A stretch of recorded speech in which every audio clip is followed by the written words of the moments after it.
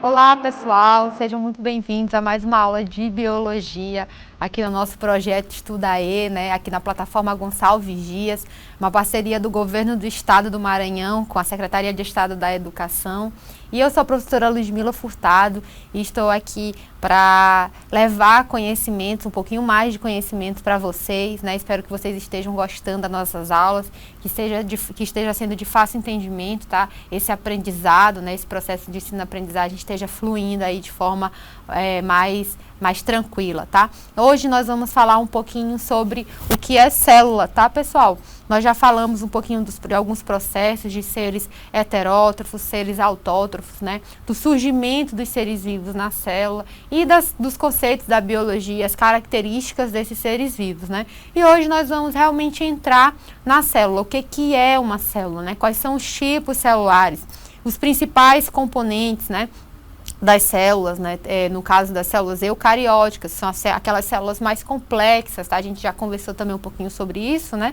As células eucarióticas, células procarióticas, e vamos falar um pouquinho também da célula vegetal, né? Quais são essas características da célula vegetal, né? Essas diferenças que a gente tem da célula animal e da célula vegetal. Então, pessoal, dando início à nossa aula de hoje, nós vamos falar um pouquinho dessa organização, né, que a gente tem nos animais, né, de forma geral, essa organização desse organismo, né, dos seres, no caso os animais. A gente vê essa junção das células, né, lembrando que a gente tem seres unicelulares e seres pluri ou multicelulares, né, como por exemplo aí vocês podem ver no slide, a gente deu como exemplo o ser vivo, né, os seres humanos, né, um homem, né, o ser humano aí, com um organismo completo, né, um organismo um pouquinho mais complexo com relação a alguns outros seres vivos de outros reinos, né, como o reino plantário, o reino fungi, etc, tá?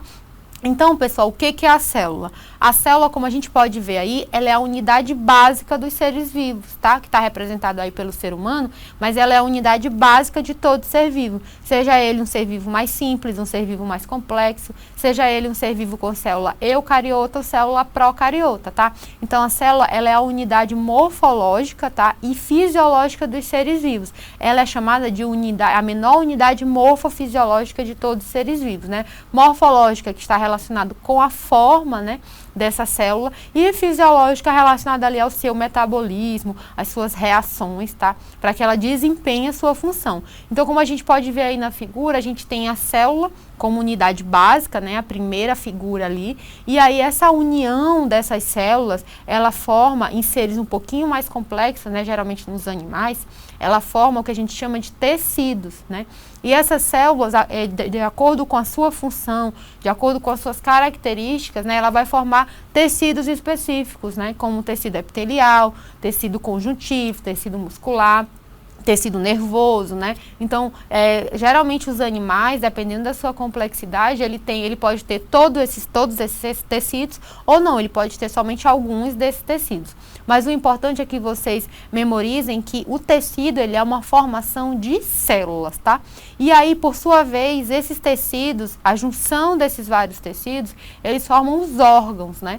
Os órgãos que desempenham funções também específicas. E a junção de alguns órgãos que desempenham funções parecidas, né, que tem objetivos comuns, como por exemplo ali a gente pode ver o sistema digestório, né, a junção de órgãos com funções parecidas formam então o que a gente chama de sistema, né? Pode ser o sistema digestório, o sistema circulatório, o sistema nervoso e assim sucessivamente, tá?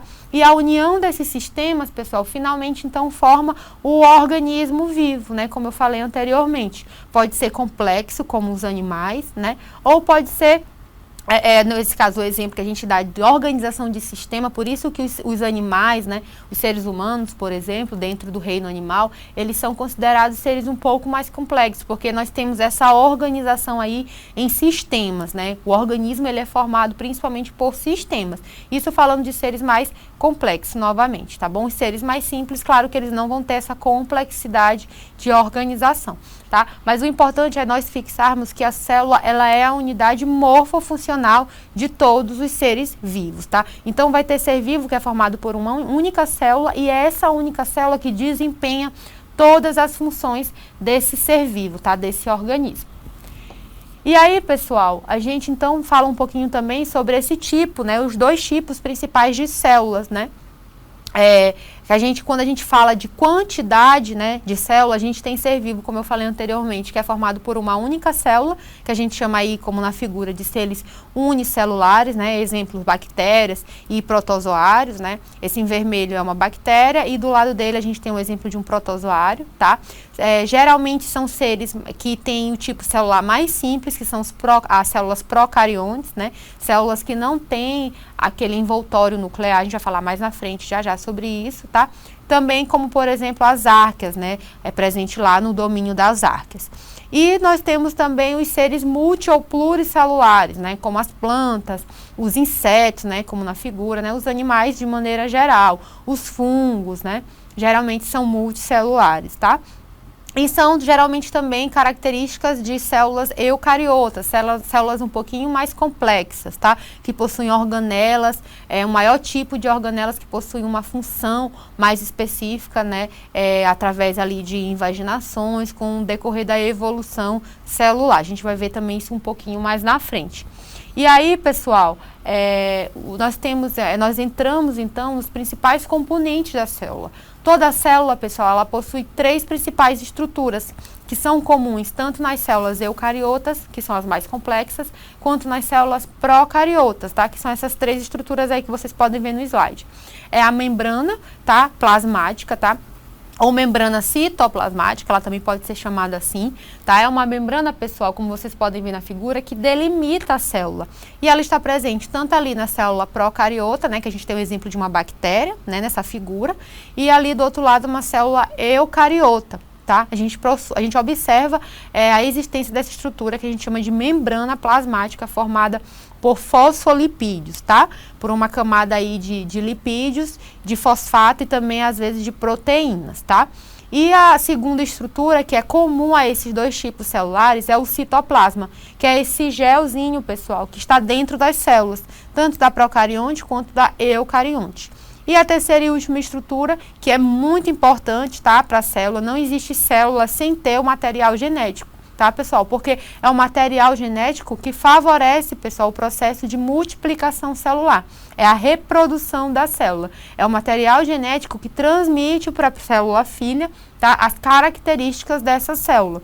Então, toda célula, pessoal, ela possui membrana plasmática, citoplasma e material genético, tá, pessoal? Lembrando a diferença principal dessas 2 células, tá? Elas têm essas 3 características, 3 estruturas em comum, tá? Mas elas possuem diferença. A diferença das células procariotas é que possuem poucas organelas em comparação às células eucariotas, tá? E o material genético, como vocês podem ver aí na figura aqui, ele está imerso diretamente no citoplasma, né? Então aqui, ó, o material genético da célula, ele está imerso diretamente aqui, ó, no citoplasma. Vocês estão vendo? Conseguem observar, né? Já nas células eucariotas, nós observamos que o material genético aqui, ó, ele não está imerso diretamente no citoplasma, ele está envolto por uma membrana nuclear, que a gente chama, então, essa estrutura de núcleo. E também, como eu falei anteriormente, né, a célula procariota, ela possui poucas organelas no seu citoplasma, em comparação às células eucariotas, né, onde a gente já observa um quantitativo maior de células, de organelas, né, e de organelas mais diferenciadas, onde cada uma possui a sua função, desempenha a sua função dentro da célula, né? Por isso, então, que as células eucariotas são consideradas, então, células um pouquinho mais complexas, tá? Elas possuem maior número de organelas e possuem o material genético dentro de um núcleo celular. Tranquilo, pessoal, até aqui, né? Tranquilo, tranquilo, tranquilo. E aí, pessoal, a gente vai falar um pouquinho, então, dessa célula eucariota, que são as células das plantas, células dos animais, tá? Que são essas células um pouquinho mais complexas, que possuem mais detalhes, né? Então, a gente pode ver aí no nosso slide, o retículo, a célula eucariota é formada por várias organelas, como o retículo endoplasmático liso e rugoso, que tem como função a produção de proteínas, né? Empacotamento, tá? Que a gente vê no complexo de Golgi, né? Essa estrutura mais em verde. Nós temos a membrana plasmática, como já foi citado anteriormente, os ribossomos também, nós temos nas células procariontes, nas células eucariontes também, algumas células procariontes nós temos. O citoplasma, o lisossomo, que está relacionado com a função de lise, tá? De quebra de moléculas para obtenção principalmente de energia dessas células, tá? As mitocôndrias, que tem como função a respiração celular.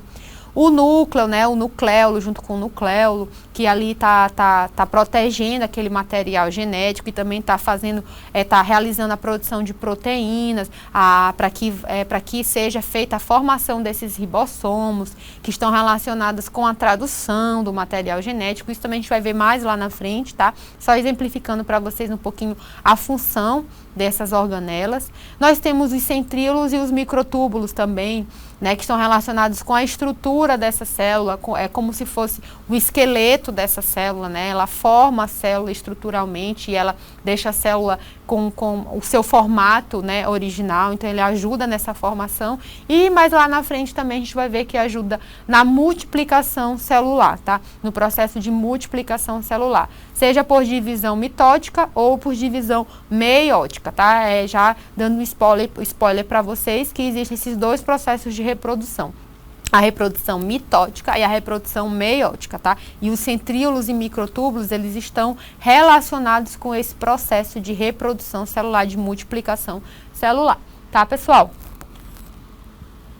E falando, como eu falei para vocês, a gente vai citar um pouquinho, né, essas características também das células eucarióticas, né, só que no reino das plantas, né, no reino plantae, as características da célula vegetal. A diferença, pessoal, básica da célula vegetal para a célula animal, daquela célula que eu mostrei anteriormente para vocês, né? Ambas são células eucarióticas, tá, pessoal? Só que a célula vegetal, a gente pode ver aí na figura, que existe uma capa, né, ao redor da membrana plasmática, né? Lembra daquela estrutura que é comum, tá? Que delimita a célula aí com relação ao meio. Além dessa membrana plasmática, nós também observamos a formação de uma carioteca, né, de uma parede celular mais firme, mais forte, né, mais espessa. E essa parede celular, pessoal, ela está relacionada principalmente com o fluxo de entrada e saída de água. Então, ela favorece que a planta, né, ela não perca água, né, em demasia. A gente sabe que as plantas elas precisam muito da água para fazer a fotossíntese, como a gente falou na aula anterior, né? E a parede celular, ela ajuda para que as células das plantas elas não percam água. Assim como o vacúolo, né? Existe a presença do vacúolo que também está relacionada com o processo osmótico, né? De entrada e saída de água da célula das plantas. Então, a gente tem essas principais diferenças, né? Além também, claramente, do nosso cloroplasto, né? Que é importantíssimo para o processo de fotossíntese das plantas, né? É no cloroplasto que a gente observa, pessoal, a presença da clorofila, tá? Que é o pigmento verde, é por isso que as plantas elas geralmente são verdes, tá? Porque elas possuem clorofila dentro dos seus cloroplastos, dentro das células, né? Que dá essa pigmentação verde que está relacionada com a obtenção da energia solar, tá? Com a absorção da energia solar. E as demais organelas que são comuns às células também eucarióticas dos animais. A gente pode ver aí o retículo endoplasmático rugoso, o retículo endoplasmático liso, complexo de Golgi, né? O núcleo também, né? Lembrando que a principal característica das células eucarióticas é o núcleo, né? Que envolve ali o material genético, que protege o material genético. Nós temos o ribossomo, tá? O glioxissomo também é bem característico das células das plantas, tá? E a mitocôndria, né? Que está relacionada ali com a respiração celular, como eu falei anteriormente, tá, pessoal? E aí a gente observa, então, mais especificamente, aqui eu fiz um quadro resumido para vocês, das principais funções, né, dessas organelas eucarióticas, tão importantes para essa célula, né, que dá essa característica mais complexa às células desses seres vivos, né? Então, a gente tem as mitocôndrias, que tem como principal função a geração de energia através do processo de respiração. Nós temos o ribossomo, né, que realiza a síntese de proteínas, que são importantíssimas, pessoal, para a tradução do nosso material genético, para a transcrição do material genético, tá? para o processo também de multiplicação celular. Elas estão relacionadas também com várias outras características das células, essa proteína, como também no transporte, né? As proteínas, elas estão imersas muitas vezes naquela membrana plasmática da célula, né? Que circunda a célula e realiza o transporte seletivo de substâncias que entram e que saem da célula, tá? As proteínas, elas têm papel importantíssimo nesse metabolismo celular. E elas são sintetizadas principalmente pelos ribossomos, tá? Nós temos o retículo endoplasmático liso, que está relacionado com o processo de síntese de lipídios, tá? E também com o processo de desintoxicação celular, né? É importantíssimo que a célula tenha esse processo para que não fique moléculas tóxicas, né? Que façam com que essa célula ela entre em apoptose, que é em morte celular, né? Então ocorre um processo de desintoxicação e isso é uma função do retículo endoplasmático, principalmente, né, do retículo endoplasmático liso. Nós temos também o retículo endoplasmático rugoso, né, que ele está relacionado à síntese de proteína, porque ele é chamado de rugoso porque ele tem acoplado à sua estrutura os ribossomos que eu falei anteriormente, né? Então, por isso que ele tem também como a função de produção, de síntese de proteína celular, tá? O complexo de Golgi, né, que está relacionado com o empacotamento de moléculas, né, com o transporte de moléculas, tá? Os lisossomos, ele atua na lise, na quebra, né, o nome já diz, na quebra de moléculas, né? Então, ele está relacionado com a digestão celular, tá?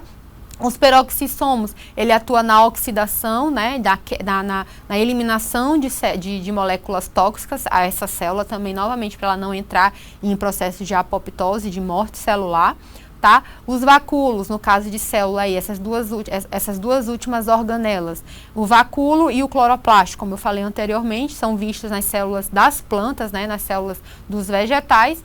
O vacúolo está relacionado com as funções de armazenamento e controle de água, né? E do pH também, do controle de pH é muito importante da célula. E o cloroplasto é onde ocorre o processo de fotossíntese, né? Por ter a clorofila na sua estrutura interna, né? Captação de energia solar e assim favorece com que ocorra o processo de fotossíntese, que é o processo de obtenção de energia das plantas, tá, pessoal? E aí, vamos entrar então nas nossas questões. Espero que vocês tenham entendido o que é a célula, né? Quais são as suas principais estruturas, principalmente das células eucarióticas, tá? Suas funções, é importante que vocês estudem e diferenciem essas principais organelas. Essas que a gente falou aqui, pessoal, na nossa aula, são as organelas mais básicas, tá? É importante que vocês tenham na cabecinha de vocês a função dessas organelas, tá? Porque fica de mais fácil compreensão quando a gente for estudar mais aprofundadamente, né? Essas funções dos tecidos, essas funções dos sistemas, tá? Como eu falei para vocês, essa organização que a gente falou no comecinho da nossa aula. Então, vamos entrar na nossa primeira questão, que ela diz o seguinte: qual organela atua na digestão intracelular? Vamos lá, será a letra A, o vacúolo? Não, né, pessoal? A gente viu que ele está relacionado ali à organização de entrada e saída de água, né? E também ao equilíbrio do pH da célula, né? Ao lisossomo, é o lisossomo, né, pessoal? A gente falou ali, a gente viu que o nome já diz, né? Liso, de lise, tá? Ela está relacionado ao processo de quebra dentro da célula, de quebra de moléculas da célula. Cloroplasto a gente observa nas plantas, né? Nas células das plantas, do reino plantae, está relacionado com a fotossíntese, né? O processo de fotossíntese. E o retículo endoplasmático rugoso também não, porque ele está relacionado com a síntese de proteína, como a gente olhou no quadro anterior. Então, a resposta correta da nossa questão é a letra B, lisossomo, né? Ele está relacionado com a digestão celular, tá? A partir do processo de quebra de moléculas, de lise, né? De quebra dessas moléculas orgânicas presentes aí na célula, tá? Então, nossa segunda questão é: em qual tipo de célula é encontrado o cloroplasto? Essa tá bem fácil, né, pessoal? A gente falou bastante sobre isso, né? O cloroplasto, ele é uma organela característica, pessoal, da célula vegetal. Por isso que a gente estuda, dentro da célula eucariótica, a gente também estuda a célula eucariótica das plantas, porque elas possuem características específicas desse reino, que é a presença de parede celular, né, e a presença do cloroplasto. Sem o cloroplasto, pessoal, as plantas elas não conseguiriam fazer a fotossíntese, porque é no cloroplasto que possui a clorofila, que é o pigmento que realiza, que ajuda a que aconteça esse processo de fotossíntese, tá? Célula animal não possui, célula fúngica também não, que é inclusive uma diferença, por isso que os fungos eles saíram do reino plantae, tá? Antigamente, os fungos eram caracterizados dentro do reino plantae, tá? Mas hoje em dia a gente sabe que os fungos eles possuem características próprias, diferentes das plantas, e eles possuem o seu próprio reino, que é o reino fungi, tá? Então é uma das características também, essa pigmentação é diferente dentro dos fungos, tá? Bactéria também não, né? Bactéria nem possui célula eucariótica, né? Bactéria possui célula procariótica. Então a nossa resposta correta então é a letra D de dado.